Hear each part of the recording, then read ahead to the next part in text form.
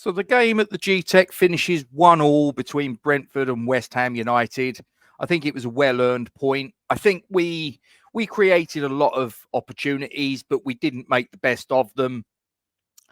A point was probably a fair result. I do wonder, though, whether we saw, right before our very eyes, a changing of the guard, a couple of changing of the guards, in actual fact. Half-time, there was a substitution that was made. And I wonder whether we saw two changing of the guards in one.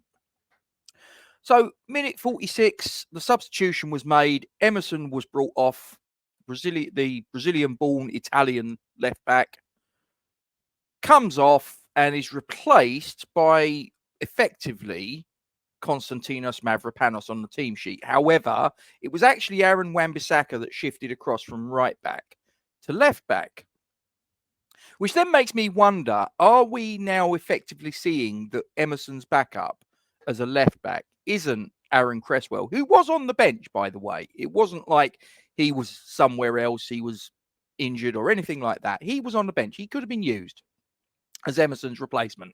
He wasn't. Aaron Wan-Bissaka was shifted across to left-back. So I'm then left asking the question, is Aaron Wan-Bissaka our backup left-back now?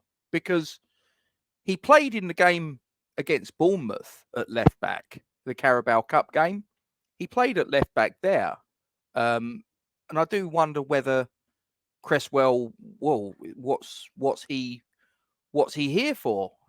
You've got a right-back that's being shifted across to left-back. Now, I know that Wan-Bissaka can play there, and looking at his career statistics, he's actually started 9 matches at left-back in his entire career, one of which was that game against Bournemouth in the Carabao Cup the other month.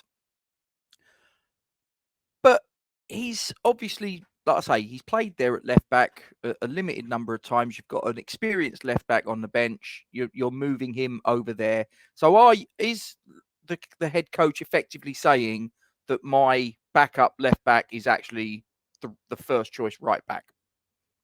But the other thing I sort of noticed from that was that Konstantinos Mavropanos, who's only played 4 games at right back in his career, all of them in the Bundesliga for Stuttgart, he replaced Wan-Bissaka on the right back spot. And again, sitting on the bench is a right back in Vladamir Coufal. So I'm left sitting there thinking, well, what's going on here?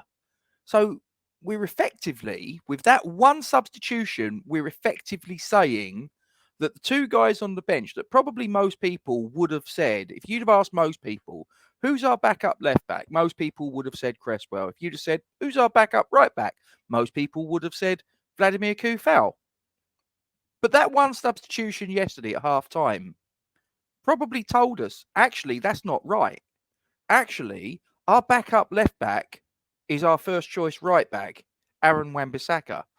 And we're not too sure whether Vladimir Coufal is actually our backup right back either. And it may well be that Mavropanos is actually the one that takes that berth. Now, I know he only played 45 odd minutes at Brentford yesterday, but actually I thought he slotted in quite well. And I also think that having him there possibly allows the head coach a little bit of scope to have that versatility, to have that flexibility, that if in match he wants to play 3 centre-backs, well, Mavropanos is effectively a centre-back. There's lots of other teams that do it. I mean, Arsenal, for instance, you look at Ben White. Well, Ben White, before he slotted in at right back at Arsenal, really, he was a centre-back.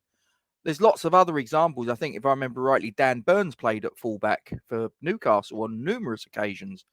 So having a centre-back in a fullback slot actually allows you that flexibility to be able to switch in-game quite easily from 2 centre-backs to 3. Is that possibly what the head coach is looking at?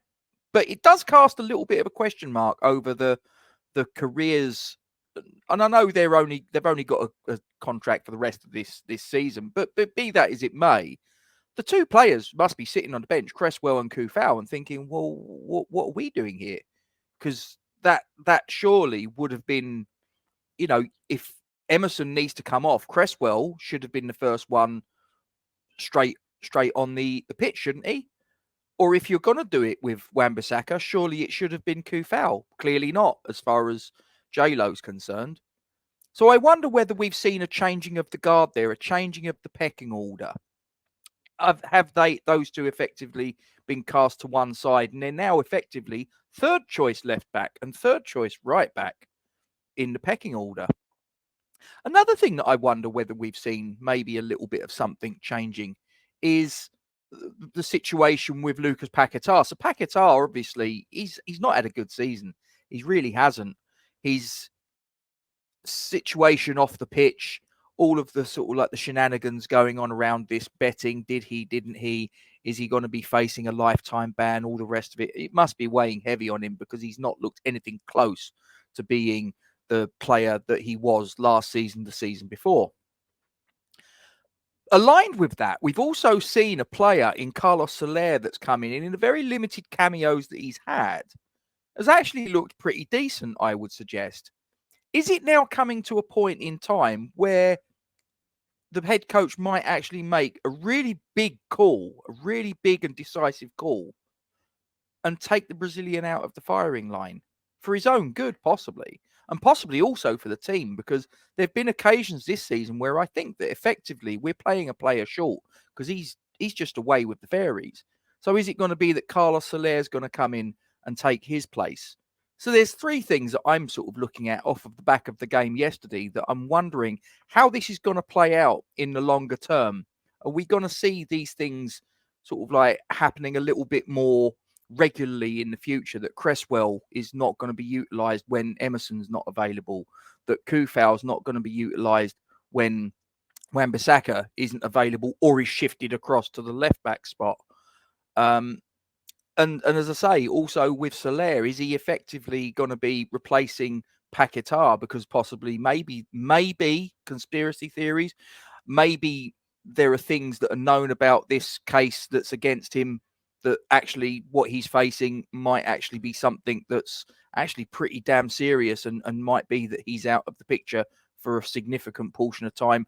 I think that possibly Soler is effectively going to be his replacement in the long term, but it might even be that it happens a little bit sooner than that. What do you think? It's a little bit of a theory on my part, but it's just something I saw yesterday, and I just wonder if there's something in it.